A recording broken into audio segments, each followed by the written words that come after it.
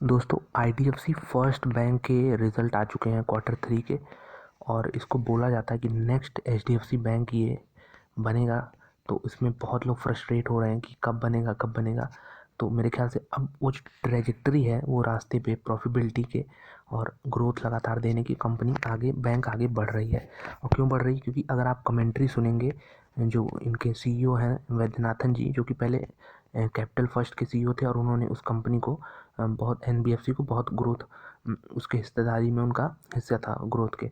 तो अब बिल्कुल वही चीज़ ये आईडीएफसी फर्स्ट में भी दोहराने की कोशिश कर रहे हैं। और हालांकि आईडीएफसी फर्स्ट बहुत बड़ा साइज़ है कैपिटल फर्स्ट से कंपेयर करें, लेकिन जो उनका विज़न है वो कहीं ना कहीं एक सही रास्ते पे आगे जाते हुए दिख रहा है। और उन्होंने ऐसी कमेंट्री भी कही है जो आपको वीडियो में बताऊंगा आगे चल के, कि आगे आने वाले समय में यहाँ पे बहुत अच्छे ग्रोथ देखने को मिल सकते हैं। तो चलिए नंबर्स डिस्कस कर लेते हैं सबसे पहले।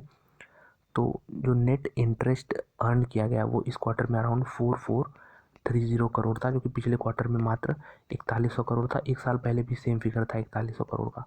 तो यहाँ देख सकते हैं आप 330 करोड़ का सीधे जंप देखने को मिल रहा है जो इंटरेस्ट अर्न किए हैं टोटल।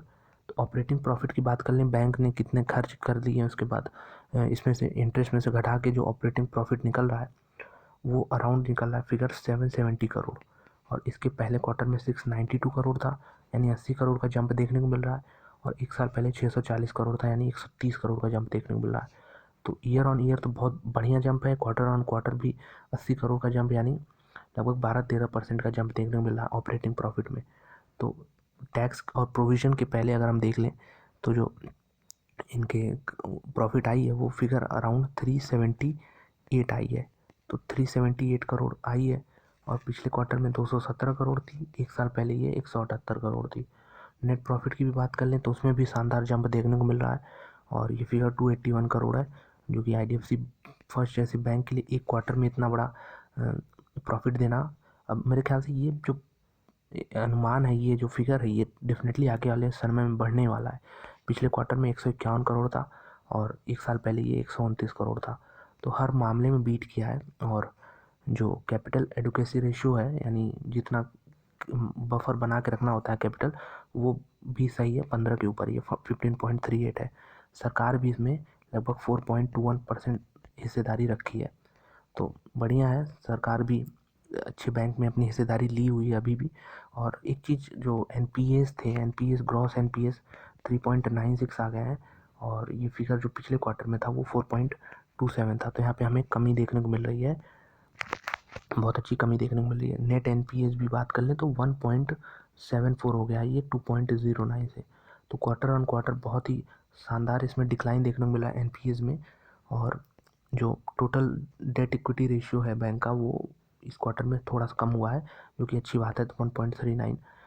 तो हर मामले में आप कोई भी फिगर ले लीजिए, आपको हर जगह दिखेगा। और सबसे पॉजिटिव चीज़ जो प्रॉफिट से बन रही है वो चीज़ है कि जो ईपीएस आ रहा है वो 45.45 का आ रहा है।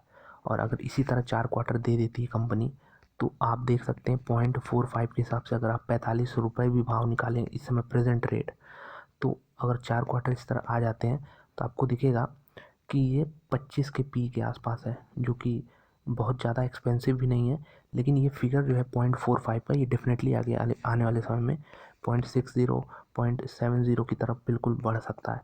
तो ये 25 का पी बिल्कुल और कम होगा अगर प्राइस नहीं बढ़ा तो डेफिनेटली प्राइस को बढ़ना ही होगा। और जिस प्रकार से इनका वैद्यनाथन जी हैं, उन्होंने कहा है कि आप लोग अपने शेयर होल्डर्स को और सभी लोग को इन्होंने कहा है कि आप लोग ने हमारे साथ 3 साल पेशेंस के साथ हमारे साथ काम किया, तो अब आने वाले समय में हम आपको रिवॉर्ड करेंगे। यानी उनका भी जो विज़न है उनको भी कहीं ना कहीं लग रहा है कि अब कंपनी बहुत ही सॉलिड ग्रोथ लगातार डिलीवर करेगी। और उन्होंने कहा है कि अब रिवॉर्ड करने का समय आ गया है, यानी अब वापस देने का समय आ गया है किसको, जो लोग पेशेंस के साथ इसको होल्ड किए हुए थे। तो देखिए बहुत ही शानदार इनका मैनेजमेंट है। और बैंकिंग में तो सिर्फ मैनेजमेंट का ही खेल है, जिसका मैनेजमेंट स्ट्रांग होता है वही बैंक या एनबीएफसी कह लें आप, सर्वाइव कर पाती है। तो वही चीज़ आईडीएफसी फर्स्ट में भी देखने को मिलेगा। और बहुत ही ज़्यादा इसमें लोग आशा रखे थे कि कब ये, अभी तो डीमर्जर के बाद फिर से मर्जर भी होने वाला है आईडीएफसी फर्स्ट का और आईडीएफसी का, तो उसमें भी थोड़ी वैल्यू अनलॉकिंग होगी। आईडीएफसी कि शेयर होल्डर्स को। और IDFC फर्स्ट के लिए तो मेरे ख्याल से लॉन्ग टर्म का अगर विज़न है किसी का 10 साल का, तो ये बेहतरीन मिड कैप बैंक हो सकता है। लार्ज कैप में डेफिनेटली 3 नाम है, HDFC, ICICI और कोटक। तो अगर किसी को मिड कैप में जाना है और देखना है कि मिड कैप प्राइवेट बैंक में कौन सा बैंक आउट परफॉर्म कर सकता है 10 साल के लिए, तो डेफिनेटली IDFC फर्स्ट बैंक ही होगा, क्योंकि इसमें जो ग्रोथ आनी बची है वो बहुत ही ह्यूमंगस ग्रोथ अपॉर्चुनिटी इनके सामने है।